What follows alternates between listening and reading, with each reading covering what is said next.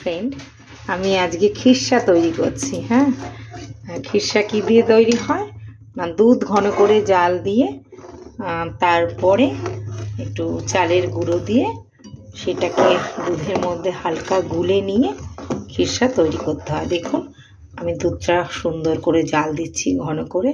দুধটা যখন টকবক টকবক করে ফুটবে, দেখুন ফুটে ঘন হয়ে আসবে, তখন আমি এখানে চালের গুঁড়ো নেব। এই যে চালের গুঁড়ো, এই চালের গুঁড়োটা আমি কি করব, একটুখানি সামান্য দুধ দিয়ে গুলে রাখবো।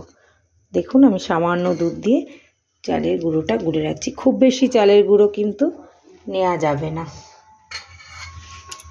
ওই যে 2 হাতা আমি দুধ গুলছি চালের গুঁড়ো দিয়ে। এবার এই দুধটাও আমার টকবক করে ফুটছে। দেখুন দুধটা টকবক করে ফুটে আসছে। এবার আমি চালের গুঁড়োটা গুলবো। এই যে চালের গুঁড়োটা আস্তে আস্তে গুলছি, একবারে চালের গুঁড়োটা কিন্তু দেয়া যাবে না।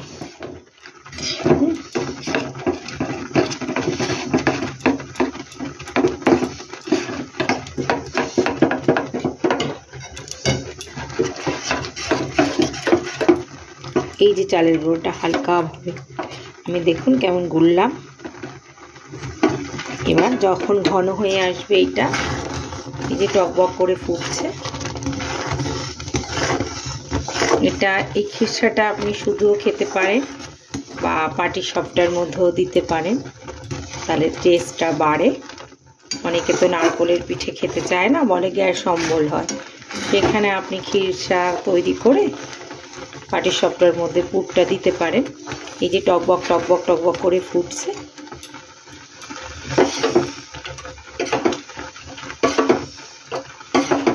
এর মধ্যে আপনি গুড় বা চিনি বা যেটা ইচ্ছা হবে আপনি সেটা দেবেন। আমি একটু গুড় দেব, গুড়টা আমি নিয়ে আসছি।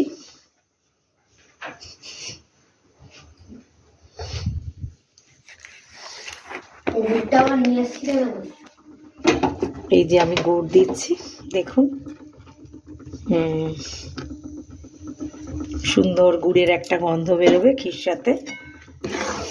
দেখুন আস্তে আস্তে আস্তে আস্তে গুড়টা এই ক্ষীরের মধ্যে মিশে যাবে। এবার টকবক করে ফুটবে, এটা আস্তে আস্তে এর ঘনত্ব বাড়বে। আর আমি ওই যে উষ্ণ দুধের মধ্যে চালের গুঁড়ি গুলে রেখেছিলাম, আমি এলাচটা এখানে দেব না, কারণ নতুন গুড়ে মানে যেটা রসের গুড় বলা হয় সেই গুড়টা আমি এর মধ্যে দিয়েছি। চালের গুঁড়ো দেব না, এই কারণেই, এই চালের গুঁড়োটা দেব এই কারণেই আমি এলাচটা দেব না, যে নতুন গুড়ের যে সুন্দর একটা গন্ধ, সেই গন্ধটা এলাচটা ঢেকে দেবে। আমি দেখুন আস্তে আস্তে আস্তে আস্তে সাইড দিয়ে দিয়ে এবার ঘন হয়ে এসেছে। আমি এবার বন্ধুরা চালের গুঁড়োটা মেশাবো। এই যে অল্প অল্প দেব, দেখুন অল্প অল্প করে দিচ্ছি। এবার অল্প অল্প করে নাড়বো, একবারে পুরোটা কিন্তু দেবেন না।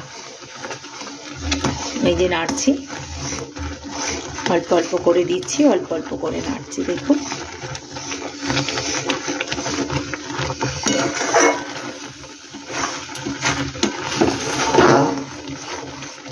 এটা কিন্তু নাড়তে হবে, নালে লেগে যাবে, বেশ করে এটা নাড়তে হবে।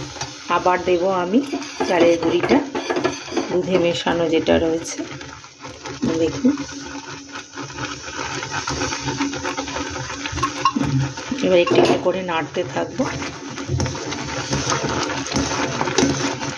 আস্তে আস্তে ঘন হয়ে যাচ্ছে। দেখুন আমার খুন্তিটা ভারী হয়ে যাচ্ছে, মানে এটা ঘনত্ব হয়ে গেল।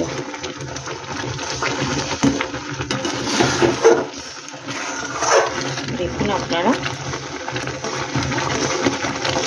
রান্নায় তাড়াহুড়ো করলে হয় না, রান্নাটা কিন্তু একটা শিল্প, এটা আপনাকে ধৈর্য ধরেই করতে হবে। যে কোনো কাজে ধৈর্য না হলে হয় না।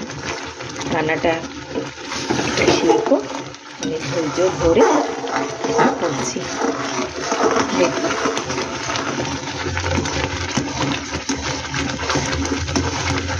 এইবার আমার কিন্তু ঘন হয়ে এসছে, আপনারা বুঝতে পারছেন কি না জানি না, এবার আমার ঘন হয়ে এসছে।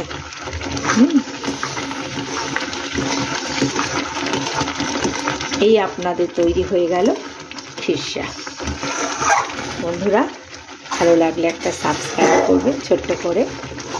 অনেক অনেক ভালোবাসা দিলাম আপনাদের, ধন্যবাদ।